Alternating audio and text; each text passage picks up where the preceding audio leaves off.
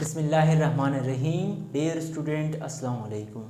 बायोबीट्स में खुश आमदीद। एमडीकेट के सेशन स्टार्ट है। कल हमने नर्वस कोऑर्डिनेशन कल हमारा कंप्लीट हो गया था। आज हम एक नया चैप्टर शुरू करने जा रहे हैं, that is chemical coordination. Chemical coordination का पार्ट फर्स्ट हम रिकॉर्ड करने जा रहे हैं। सो आखिर तक हमारे साथ रहिए, इंशाल्लाह आप लोग को बड़े मज़े के एमसीक्यूज़ मिलने वाले हैं, बड़े कंसेप्चुअल और लॉजिकल और साथ साथ में बड़े इंपॉर्टेंट एमसीक्यूज़ ये जो पास्ट पेपर में आए हुए हैं ऑलरेडी, आज हम वो आप लोग के साथ शेयर करने जा रहे हैं। तो चलते हैं अपने पहले एमसीक्यू की तरफ। पहले एमसीक्यू में पूछा है कि गॉबलेट सेल्स आर, हमारे पास पूछा है क्वेश्चन में कि गॉबलेट सेल्स कौन से होते हैं। ए ऑप्शन है यूनिसेलुलर एक्सोक्राइन ग्लैंड, बी हमारे पास है यूनिसेलुलर एंडोक्राइन ग्लैंड, सी हमारे पास है मल्टीसेलुलर एक्सोक्राइन ग्लैंड और डी हमारे पास है मल्टीसेलुलर एंडोक्राइन ग्लैंड। तो इसमें ये एक सही है, वो कौन सा कि गॉबलेट सेल हमारे पास कौन से होते हैं। गॉबलेट सेल हमारे पास यूनिसेलुलर एक्सोक्राइन ग्लैंड होते हैं। याद रखिए कि ये एंडोक्राइन नहीं बल्कि एक्सोक्राइन ग्लैंड होते हैं। चलते हैं नेक्स्ट की तरफ। पूछा है कि hypothalamus is connected to pituitary gland by, हम जानते हैं कि हाइपोथैलेमस जो होता है वो कनेक्ट होता है किस चीज़ के साथ, पिट्यूटरी ग्लैंड के साथ। लेकिन किस चीज़ के थ्रू, किस चीज़ की मदद से ये आपस में इनकी क्या होती है, कनेक्शन होती है। ए ऑप्शन है इन्फेंटेबुलम, बी हमारे पास है नर्व और सी हमारे पास ऑप्शन है ब्लड। तो याद रखें कि पिट्यूटरी ग्लैंड और उसी के साथ क्या हाइपोथैलेमस, इनकी जो कनेक्शन होती है यानी ये एक दूसरे से कनेक्ट होते हैं विद द हेल्प ऑफ क्या चीज़, इन्फेंटेबुलम। ये आप लोग का हो गया, ये भी आप लोग का ए ऑप्शन है। थर्ड में पूछा है, ये इंपॉर्टेंट एमसीक्यूज हैं, अक्सर जगहों पर ये आया है कि फाइंड द मिसमैच। क्वेश्चन को समझे, कहते कि मिसमैच इसमें कौन सा है। ए ऑप्शन है थायराइड ग्लैंड, आगे हैं T3 एंड T4, बी हमारे पास है पैंक्रियाज, उसके आगे इंसुलिन, सी हमारे पास है पैराथायराइड ग्लैंड और उसके आगे हैं कैल्सिटोनिन, डी हमारे पास है गोनेड्स, उसके आगे टेस्टिस एंड ओवरीज।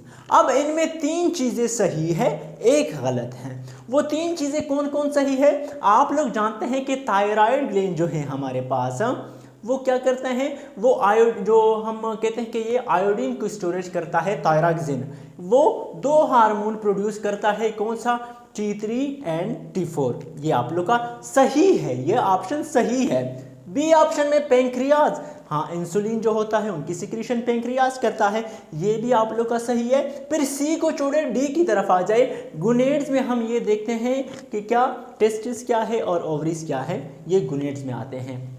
तो सही ऑप्शन यानी जो मिसमैच यहाँ पर है वो कौन सा है, सी ऑप्शन, पैराथायराइड ग्लैंड और कैल्सिटोनिन।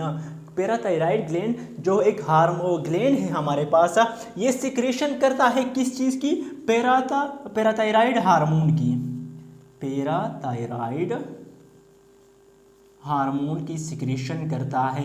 इनका कैल्सिटोनिन के साथ कोई लेना देना नहीं है। सो ये हमारे पास क्या है, मिसमैचेस, ये ऑप्शन आप लोग का सही है।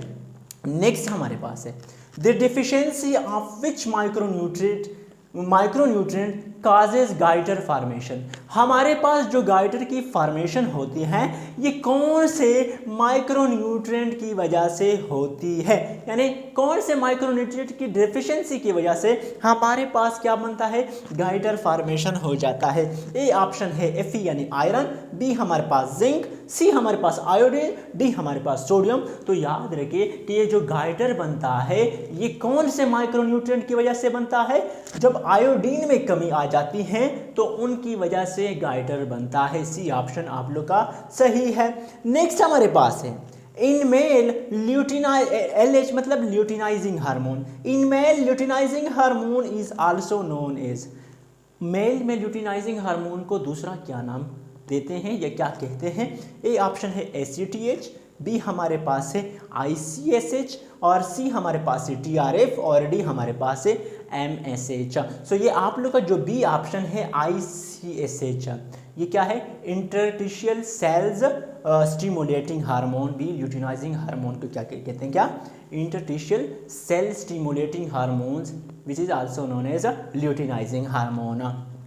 नेक्स्ट हमारे पास which factor is not involve in the release of oxytocin in females. हम जानते हैं कि ऑक्सीटोसिन कौन सा हार्मोन है, फीमेल का हार्मोन है। अब कहते हैं कि कौन सा फैक्टर इन्वॉल्व नहीं है, कौन सा फैक्टर इन्वॉल्व करने का, मैंने कहा कि इन्वॉल्व नहीं है किस चीज़ में, इन the release of oxytocin in female.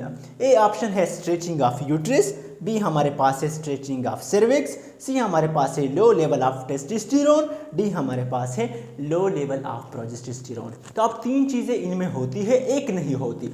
So stretching of uterus female में होती है, इसी वजह से ये क्या होती है, ऑक्सीटोसिन रिलीज होते हैं, स्ट्रेचिंग ऑफ सर्विक्स भी होते हैं और साथ साथ में लो लेवल ऑफ प्रोजेस्टेरोन भी होते हैं। ये जो टेस्टोस्टेरोन है ये मेल में होता है, ये फीमेल में नहीं होता। सो सी ऑप्शन भी आप लोग का यहाँ पर सही है, that is the low level of क्या, टेस्टोस्टेरोन। नेक्स्ट हमारे पास है the deficiency of calcitonin results in. जब हमारे पास कैल्सिटोनिन की कमी आ जाती है तो उससे क्या नतीजा निकलता है। ए ऑप्शन है बोन फॉर्मेशन, बी हमारे पास है किडनी स्टोन, सी हमारे पास है हाइपरथायराइडिज्म, डी हमारे पास है हाइपोथायराइडिज्म। तो आप लोग का ये जो बी ऑप्शन है ये किस चीज़ की वजह से होता है, कैल्सिटोनिन में जब डेफिशिएंसी आ जाती है। नेक्स्ट हमारे पास है release of calcium from bones into blood is controlled by. यहाँ पर दो एमसीक्यूज हैं, वो कैसे कहते हैं, पहले क्वेश्चन को समझे कि जब कैल्शियम रिलीज होती है कहाँ से, बोन से रिलीज होती है, कहाँ से रिलीज होती है, सॉरी बोन से रिलीज होती है। देखो यहाँ पर बोन्स लिखा है इनटू द ब्लड, यानी कैल्शियम रिलीज हुई from bones towards the blood, उन्हें कौन कंट्रोल करता है। ए ऑप्शन पैराथॉर्मोन, बी हमारे पास कैल्सिटोनिन, सी हमारे पास थायरॉक्सिन। तो याद रखे कि ये जो पैराथॉर्मोन है ये क्या करता है, रिलीज करता है कैल्शियम को फ्रॉम बोन्स टू दी क्या, ब्लड। लेकिन अगर यहाँ पर ये बोन्स की जगह पर यहाँ ब्लड हो और ब्लड की जगह पर यहाँ बोन्स आपको दी जाए, यानी क्वेश्चन अगर इस तरह बन जाए, एग्जामिनर तो आप लोगों से किसी तरह भी पूछ सकते हैं कि release of calcium from bones की जगह देते यहाँ पर blood, release of calcium from blood into bone is control by, फिर आप लोग का जो बी ऑप्शन है कैल्सिटोनिन वो आप लोग का सही कंसीडर किया जाएगा।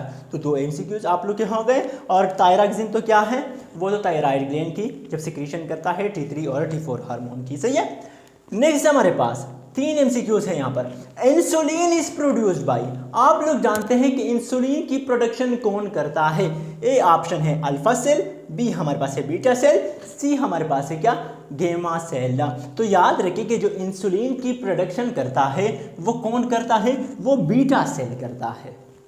क्या करता है, insulin is produced by beta cell. Alpha cell क्या करता है, अल्फा सेल हमारे पास प्रोडक्शन करता है किस चीज की, ग्लूकागॉन की, सही है, दो हो गए। और गेमा सेल जो हमारे पास है ये क्या, अभी मेरे जहन में निकल गया कि कोई पॉलीसेकेराइड वगैरह की इनके सेक्रीशन गेमा सेल करते हैं, सही है। नेक्स्ट हमारे पास है the target organ of vasopressin is, vasopressin जो है इनका टारगेट ऑर्गन कौन सा होता है, लीवर होता है, हार्ट होता है, किडनी होता है या स्टमक होता है।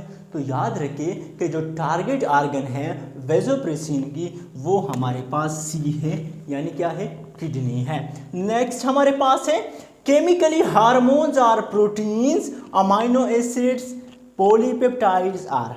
हमारे पास पूछा है कि हार्मोन्स केमिकली प्रोटीन भी हो सकती है, अमाइनो एसिड भी हो सकती है और साथ साथ में पॉलीपेप्टाइड भी हो सकती है, उसके अलावा हार्मोन्स क्या हो सकती है।